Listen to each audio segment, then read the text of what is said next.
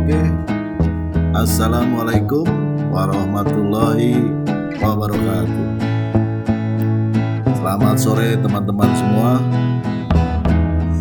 Saya dalam kesempatan yang baik ini ingin sedikit mengingatkan mungkin ya, untuk yang muda-muda ataupun yang seumuran saya atau di atas saya yang belum mengawali sebuah karir dengan bagaimana kita mendesainnya supaya menjadi lebih baik. Saya sangat mengagumi hasil karya daripada Pak Hermawan Kertajaya dalam buku yang sudah cukup lama, yaitu Grow with Character, di mana untuk secara profesionalisme ini kita harus mempunyai beberapa sense. Salah satunya adalah sense of knowledge, teman-teman. Sense of knowledge ini disampaikan oleh Hermawan Kertajaya. Yang pertama itu adalah bagaimana kita berkorban untuk mendapatkan sebuah knowledge. Ya, kita harus berkorban. Dulu buku ini saya dapatkan di Gramedia. Saya keluarkan uang sedikit setiap bulannya 200 sampai 300 ribu ya untuk membeli satu ataupun dua buku untuk saya baca. Nah, inilah buku yang paling berkesan ya, Grow with Character dari Hermawan Kertajaya. Itu pengorbanan yang saya buat. Mungkin sekarang eranya digitalisasi, teman-teman udah bisa membaca menggunakan Kindle ya, belanja di Amazon dan cara-cara yang lainnya yang lebih efisien dan efektif tentunya. Lalu selain berkorban, ternyata kita juga harus sharing, teman-teman. Sharing itu pastinya kan kita awalnya mendengar harus sharing, itu pasti relaktan. Gua udah berkorban cukup banyak, tiba-tiba gua harus berkorban, yang bener aja kan gitu kan. Pastinya kita kan akan kesulitan menerima kondisi itu. Enak aja orang-orang yang tidak berkorban terus kita supply sebuah knowledge kan gitu. Ternyata itu paradigma yang salah, teman-teman. Ternyata dampak daripada sharing itu adalah sebuah memberikan bantuan kepada teman-teman yang lain. Nah, kita kan harus menolong satu sama lain. Dan pada saat kita memberikan sharing tadi, pastinya ada feedback positif, dan juga ada feedback negatif. Nah, kedua feedback tersebut bagaimana kita jadikan sebuah pembelajaran yang lebih baik lagi buat kita. Bagaimana menjadikan sebuah kekuatan ya, pemahaman terkait knowledge tersebut ya. Intinya beberapa orang sudah kita tanding ya dengan memberikan feedback dari dampak daripada sharing tadi ya, otomatis kekuatan daripada kebenaran dari knowledge itu semakin teruji, teman-teman. Yang ketiga, Hermawan Kertajaya berbicara terkait membuat formula. Ya, ini formulanya mungkin saat ini kita menambahkan sedikit ya, add on ya, mengemas sedikit, mengimplementasikannya dengan berbagai macam teori-teori yang ada, mungkin seperti itu ya. Syukur-syukur kalau teman-teman bisa memperbaiki atau memperkaya buku tersebut atau knowledge tersebut, ya akan lebih baik. Kalau saya hanya mengimplementasikan dengan cara yang saya pahami ya. Lalu dalam kesempatan ini saya akan menyampaikan terkait ringkasan The Infinite Game karangan Simon Sinek ya. Ini buku luar biasa. Saya disampaikan oleh Pak Bayu Antasena, direktur utama saya, untuk membaca buku ini, dan ternyata banyak paradigma-paradigma yang berbeda ya, yang dengan apa yang saya sudah pahami gitu kan. Dan paradigma ini membuat inspirasi saya, membuat quantum leap ya, loncatan-loncatan dahsyat bagaimana saya cara bekerja dengan baik. Di sini saya akan ringkas PowerPoint-nya tersebut ya, dari buku Infinite Game tadi, menggunakan beautiful AI teman-teman. Ya, saya merasakan capek ya menggunakan PowerPoint. Saya coba mau yang lebih sederhana. Memang ini berbayar dan ini bisa digunakan dimanapun teman-teman. Ya, teman-teman berada, tinggal buka filenya di folder yang sudah mereka siapkan dan ini berbasis cloud. Jadi tidak memenuhi daripada hard disk kita teman-teman, baik di handphone ataupun di desktop atau laptop yang kita miliki. Ya ini cukup simple ya, menurut saya cukup simple dan dia sudah berbasis AI. Kita mau minta bentuk apapun dia akan jawab, dia akan sampaikan PowerPoint-nya seperti apa ya. Lalu ini juga kaya dengan warna, kaya dengan template sehingga akan memudah kita akan menyampaikan template-template yang ada. Even itu grafik ya teman-teman ya, grafik juga sangat simple. Kita tinggal copy daripada Excel, kita masukkan ke sini dan akan berbentuk sebuah grafik. Kita login dulu ya teman-teman. Tentunya ini dibutuhkan username ya untuk login dan password dan juga ini berbayar. Nah, ini kembali lagi kepada pemahaman sense of knowledge dari Hermawan Kertajaya. Ya, kita harus berkorban, teman-teman.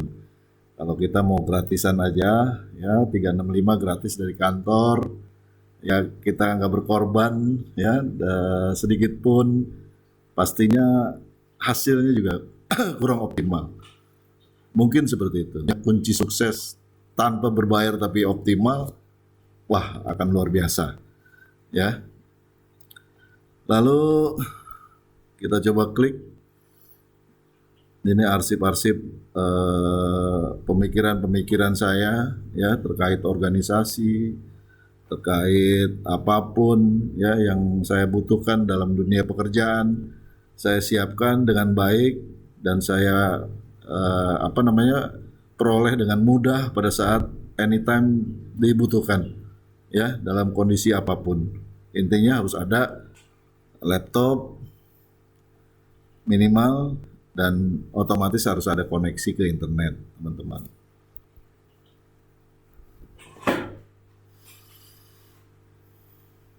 Saya coba mengimplementasikan beberapa hal dalam bukunya Simon Sinek tersebut.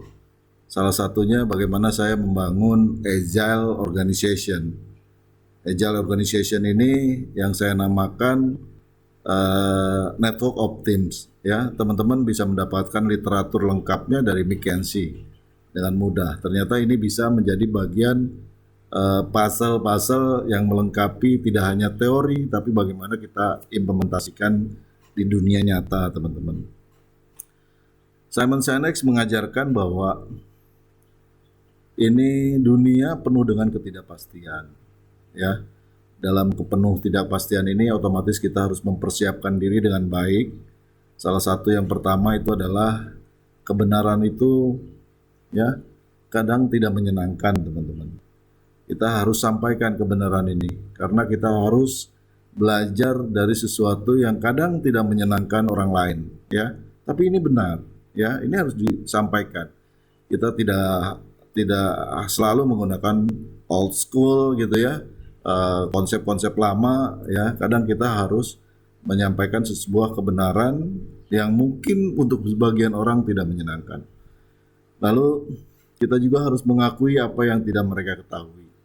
Lalu kita juga harus bertindak dengan ketenangan yang disengaja ya. Karena stimulus otak kita ini mengeluarkan 80.000 komponen negatif, katanya seperti itu. Sehingga kita harus coba tenangkan diri kita dengan sengaja, kita siapkan ya mental kita untuk lebih prima ya mengatasi ketidakpastian ini. Lalu dia sampaikan optimisme ini juga jangan sampai bablas ya, harus dibatasi. Peristiwa yang tidak terduga akan muncul, stres yang terus-menerus juga akan muncul. Kita intinya harus mempersiapkan diri secara mental, fisik, dan emosional. Masalah ini pastinya harus dipecahkan. Masalah ini datang bukan untuk kita hindari. Dengan memecahkan masalah itu, dengan terlibat dalam masalah itu, pastinya kita akan belajar. Belajar darinya, mengenali petunjuk-petunjuk, teman-teman. Ya, kita harus ambil insight dari sebuah masalah yang kita hadapi. Ya, ada sebuah petunjuk-petunjuk. Selain kita akan mengatasi masalah yang sama dengan baik berikutnya, gitu kan? Juga kita akan mempersiapkan diri jangan sampai masalah-masalah yang lebih besar akan datang ke kita. Tentunya butuh make adjustment before real damage is done, ya. Sehingga kita bisa siap menuju garis finish, teman-teman. Dan karena tidak ada garis akhir, tidak ada permainan yang praktis, tidak ada yang namanya menang, semua ini adalah bicara terkait perjalanan, bukan peristiwa, ya. Catat, teman-teman. Lalu kesimpulannya ada kepemimpinan dan pembelajaran di luar zona nyaman Anda. Ada ketenangan yang disengaja, ada optimisme yang terbatas, ya, untuk mencapai garis finish dengan baik. Dalam bukunya Simon Sinek menceritakan beberapa use case terkait Victorinox, terkait Apple, terkait Walmart, ya, banyak hal disampaikan. Lalu di sini ada perperangan antara Nguyen dengan McNamara, bahwa McNamara ini yakin konflik di Vietnam itu adalah perang proksi melawan China dan Uni Soviet. Tapi Vietnam Utara sangat bersemangat, mereka bukan boneka pemerintahan lain manapun. Bahkan cara di mana Vietnam Utara bertempur, kecenderungannya mereka untuk tidak mematuhi konvensi perang tradisional dan keinginan mereka untuk terus berjuang, tidak peduli berapa banyak orang-orang yang mereka hilangkan. Bukan sebuah kemenangan atau kekalahan militer atau politik, tetapi tekanan publik di kampung halaman sehingga McNamara harus pulang. Ini beberapa macam cara berpikir, ya. Ya, bayangkan cara berpikir seorang pimpinan-pimpinan perang bahwa dia luar biasa, ya. Nguyen ini berpikir luar biasa. Dia tidak ingin ditindas, dia ingin merdeka. Itu kekuatan yang luar biasa secara psikologis, teman-teman. Lalu terkait ceritanya Microsoft,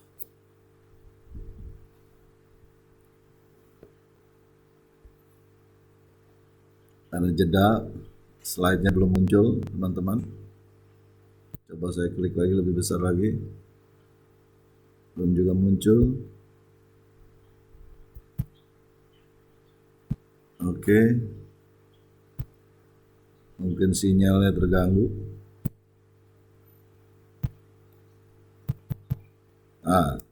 Terlewat pula. Kita bisa back. Kita back. Ya. Di sini perperangan antara Microsoft dengan Apple. 13 tahun Microsoft itu jaya, teman-teman. Ya.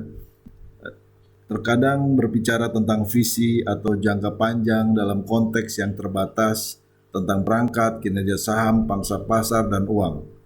Sepertinya Balmore mencoba mengatakan itu di bawah 13 tahun kepemimpinannya, perusahaannya telah menang.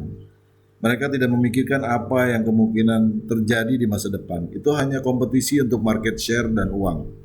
Microsoft menemukan diri mereka dalam permainan whack a hole yang tidak pernah berakhir, yang mencoba untuk memecahkan masalah demi sedikit atau dangkal, hanya menghasilkan perbaikan sementara atau kecil.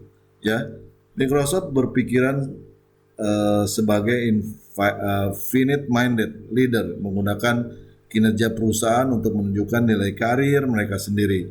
And infinite minded leader menggunakan karir mereka untuk meningkatkan nilai jangka panjang perusahaan.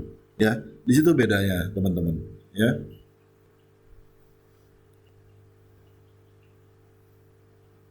Oke. Agak tertunda.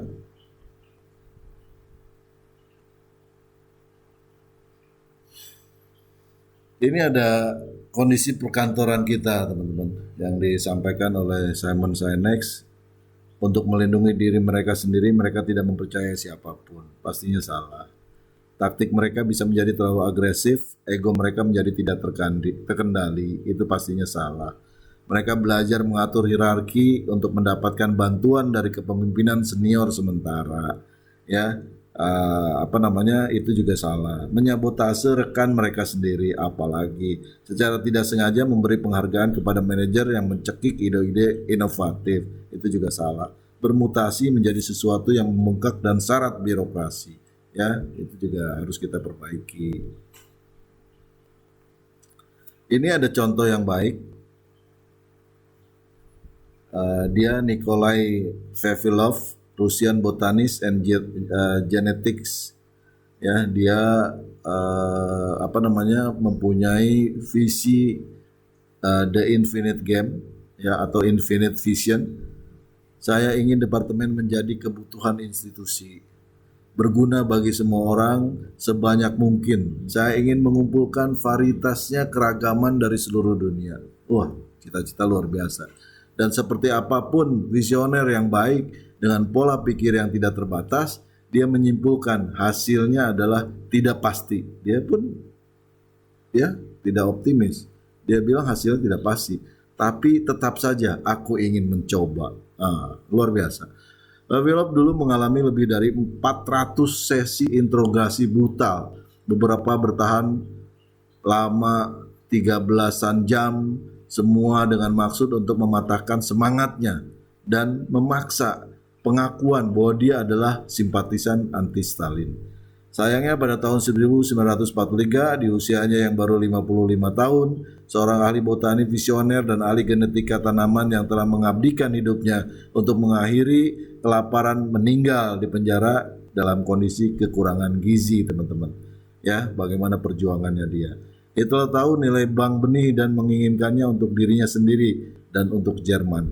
Para ilmuwan begitu mengabdi pada visi Vavilov sehingga mereka siap untuk melindungi bank benih dengan biaya berapapun. Lihat pengorbanan regenerasi selanjutnya, teman-teman. Karena memang visinya memiliki tadi just cause, nanti dijelaskan di belakang. Para ilmuwan yang menjalankan pekerjaan Vavilov selama pengepungan merasa seperti mereka adalah bagian dari sesuatu yang lebih besar dari diri mereka sendiri. Keyakinannya sampai seperti itu. Ya, kami akan pergi ke tumpukan kayu, kita akan terbakar, tapi kita tidak akan mundur dari keyakinan milik kita. Wow, luar biasa. Contoh infinite mindset berikutnya, ya, dari Ryan Howard Littlejohn. Dia bilang tidak peduli siapa yang menang atau kalah, yang penting adalah bagaimana kita memainkan permainan itu. Wow, ya, saya ulangi, tidak peduli siapa yang menang atau kalah, yang penting adalah bagaimana kita memainkan permainan itu. Luar biasa, ya, terharu. Lalu ada founding father Amerika Serikat, ya, kami menganggap kebenaran ini sebagai bukti diri bahwa semua manusia diciptakan sama. Luar biasa. Bahwa mereka diberikan oleh penciptanya dengan sesuatu yang pasti, hak yang tidak dapat dicabut. Yang diantaranya adalah kehidupan, kebebasan, dan pengejaran kebahagiaan. Wah, sudah dipikirkan saat itu ya, teman-teman. Mereka rela menyerahkan diri, menyerahkan hidup dan kepentingan mereka sendiri. Nah, kepentingan sendirinya diserahkan. Yang terbatas meneruskan gagasan dan cita-cita bangsa baru yang tak terbatas. Pengorbanan mereka di gilirannya mengilhami generasi berikutnya untuk merangkul penyebab yang sama dan mencurahkan darah, keringat, dan air mata mereka sendiri untuk terus memajukannya. Bayangkan, pengikutnya terus yakin karena memang tadi kepentingan diri sendiri, ya, padahal itu terbatas, dia korbankan, kan gitu kan. Nah, sehingga dia berbicara untuk kepentingan keseluruhan umat manusia. Luar biasa. Ini pengarangnya masih muda, Simon Sinek, ya. Dalam buku ini yang paling penting adalah Just Cause. Just Cause itu adalah apa? visi khusus tentang keadaan masa depan yang belum ada. Keadaan masa depan yang begitu menarik sehingga orang rela berkorban demi ketertiban untuk membantu maju menuju visi itu. Just cause is not the same as our way. Why? A why come from the past, ya, bukan peristiwa. Mengapa datang dari masa lalu? Ini adalah cerita asal. Itu adalah pernyataan tentang siapa kita, jumlah total dari diri kita, nilai dan keyakinan. A just cause is about the future. It defines where we are going. Luar biasa. Jadi just cause itu memiliki yang pertama for something, tegas dan optimis, terbuka untuk semua orang yang ingin berkontribusi, ya, untuk melindungi kepentingan utama orang lain, ya, idealistik, besar, berani, dan akhirnya tidak bisa diraih, ya, tidak yakin kita bisa diraih. Ya mungkin bab pertama yang bisa saya sampaikan seperti itu teman-teman.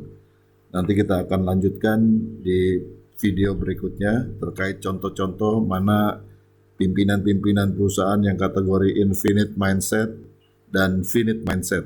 Ya, tentunya kita harus memilih, ya, berharap memiliki pimpinan-pimpinan yang punya mindset infinite, tidak terbatas. Ya, yang memiliki just cause. Ya, memiliki just cause bahwa ini tidak untuk kepentingan diri sendiri, tapi untuk kepentingan orang banyak. Dan dia pun tidak yakin, ya, ini pastinya tidak ada batasannya, ya, tidak terbatas, ya, dia pun tidak terlalu optimis, tapi terus memiliki jiwa, ya, untuk mencobanya, tidak henti-henti. Apapun yang menghalanginya, tidak khawatir. Ya, insya Allah kita coba terapkan di dalam kehidupan sehari-hari. Ini sejalan juga dengan keyakinan beragama kita. Ya, tidak bertentangan dengan keyakinan agama kita bahwa kita harus berbuat baik. Kapan kita nggak tahu nih besok apakah kita harus menghadap kepada Yang Maha Kuasa. Ya, kita nggak tahu. Tapi terus kita berusaha untuk berbuat baik. Insya Allah. Semoga bermanfaat.